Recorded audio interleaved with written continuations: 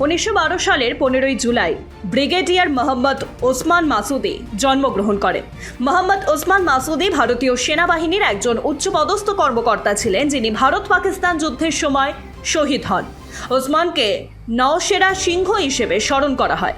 তিনি জম্মু ও কাশ্মীরের নওশেরার কাছে ঝাঙ্গারে নিজের মাতৃভূমি রক্ষা করতে গিয়ে প্রাণ দিয়েছিলেন। মোহাম্মদ ওসমানের জন্ম উত্তরপ্রদেশের আজমগড়ে। ব্রিগেডিয়ার ওসমান, যিনি দ্বিতীয় বিশ্বযুদ্ধে তার নেতৃত্বের জন্য প্রশংসিত হয়েছিলেন, তিনি নওশেরায় বিজয়ী 50 প্যারা ব্রিগেডের কমান্ডার ছিলেন। ভারতের স্বাধীনতার মাত্র 11 মাস পর 1948 সালের 3রা জুলাই পাকিস্তানি অনুপ্রবেশকারীদের বিরুদ্ধে লড়াই করে মোহাম্মদ ওসমান শহীদ হন। ব্রিগেডিয়ার মোহাম্মদ ওসমানকে মরণোত্তর মহাবীর চক্র প্রদান করা হয়। জামশেদজি জিজিভয় 1873 সালের 15ই জুলাই মুম্বাইয়ে জন্মগ্রহণ করেন। তিনি ছিলেন ভারতের অন্যতম বড় ব্যবসায়ী। তিনি প্রথম ভারতীয় যিনি তার জনহিতকর কাজের জন্য রানী ভিক্টোরিয়ার দ্বারা সম্মানিত হন। তিনি বাঁধ, রাস্তা, সেতু, বিদ্যালয় সহ অনেক গুরুত্বপূর্ণ ভবনের জন্য অর্থ দান করেছিলেন। জামশেদজি শৈশবে আর্থিক সীমাবদ্ধতার কারণে পড়াশোনা করতে পারেননি, কারণ তার বাবা মা শৈশবে মারা গিয়েছিলেন। তার পরিবার ব্যবসার সঙ্গে যুক্ত ছিল। তিনি ব্যবসাটি এত ভালোভাবে এগিয়ে নিয়ে গিয়েছিলেন যে তার ব্যবসা কেবল ভারতে নয়, দেশের বাইরেও ছিল। কে কামরাজ 1903 সালের 15ই জুলাই তামিলনাড়ুতে জন্মগ্রহণ করেন।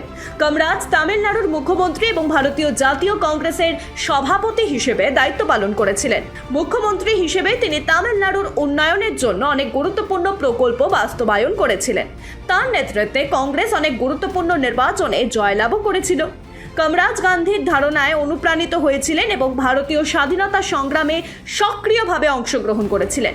তিনি সত্যাগ্রহ আন্দোলনেও অংশ নিয়েছিলেন এবং বেশ কয়েকবার জেলেও গিয়েছিলেন। 1963 সালে তিনি কামরাজ প্রকল্প চালু করেন, যার অধীনে প্রবীণ কংগ্রেস নেতাদের দলীয় সংগঠনকে শক্তিশালী করার জন্য সরকারি পদ থেকে পদত্যাগ করার পরামর্শও দেওয়া হয়েছিল। এই প্রকল্পের আওতায় কামরাজ নিজেই মুখ্যমন্ত্রীর পদ থেকে পদত্যাগ করেন এবং কংগ্রেস দলের সভাপতি কে কামরাজ 1975 সালে 2রা অক্টোবর প্রয়াত হন।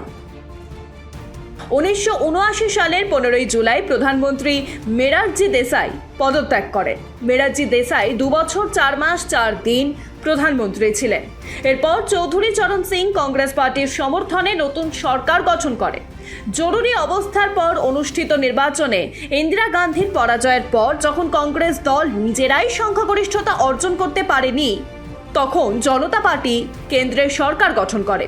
কংগ্রেস 189টি এবং জনতা পার্টি 345টি আসনে জয়লাভ করে। ফলাফলের পর মোরারজি দেসাই, চৌধুরী চরণ সিং এবং জগজীবন রাম জনতা পার্টির বিশিষ্ট প্রধানমন্ত্রীর মুখ হিসেবে আবির্ভূত হন। আলোচনার পর মোরারজি দেসাইকে প্রধানমন্ত্রী করা হয়।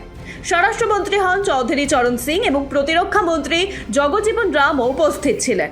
তবে পারস্পরিক বোঝাপড়ার অভাবে চৌধুরী চরণ সিং পরে বিদ্রোহ করেন এবং তার সাংসদদের সমর্থন প্রত্যাহার করে নেন এবং কংগ্রেস দলের সমর্থনে একটি নতুন সরকার গঠন করেন। 1916 সালের 15ই জুলাই বিশ্বের বৃহত্তম অ্যারোস্পেস সংস্থা বোয়িং চালু হয়। কোম্পানিটির উইলিয়াম এডওয়ার্ড বোয়িং দ্বারা প্রতিষ্ঠিত হয়েছিল। বোয়িং একটি মার্কিন কোম্পানি যা বিশ্বব্যাপী জাহাজ, বিমান, রকেট, ক্ষেপণাস্ত্র এবং উপগ্রহ ডিজাইন, উৎপাদন এবং বিক্রি করে। 1915 সালে বোয়িং লস অ্যাঞ্জেলেসের একটি ফ্লাইং স্কুলে বিমানের সাথে সম্পর্কিত নৌকা তৈরির জন্য একটি কারখানা কিনেছিলেন, যা পরে বিমান তৈরির কারখানায় পরিণত হয়েছিল। 1917 সালে তিনি কোম্পানির নাম পরিবর্তন করে বোয়িং এয়ারপ্লেন কোম্পানি রাখেন। বর্তমানে বোয়িং বিশ্বের বৃহত্তম মহাকাশ সংস্থা।